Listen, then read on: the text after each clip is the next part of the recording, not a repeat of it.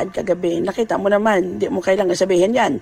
Magkasama pa talaga itong si Joe Ramirez at saka si Mir Jave. G.O. Anyway, parang kakiligin pa ako dito na nung klase ito. Kung hindi lang mayaman to si Mayor, pag-aralin ko talaga ito. Nasa punto ka na ng buhay mo na parang gusto mo siyang offeran, pero baka bailhin ka niya at sunugin. Pero nanonotice ko yung nakayelo sa likod, parang galit na. Panipigilan ko lang talaga ang sarili ko dyan.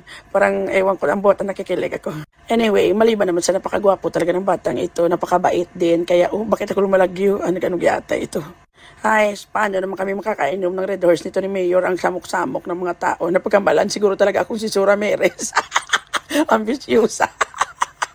Anyway, sobrang saya kagabi kahit na parang ako yung dahilan kung bakit hindi na makapag-close yung inimnan namin. Yata ito. Ang saya naman ng banding namin ng mga kasama ko kahit na parang nag-walkout yung asawa ko dahil sang kalasing na naman silang ganyo. Anyway, congratulations Panad Festival!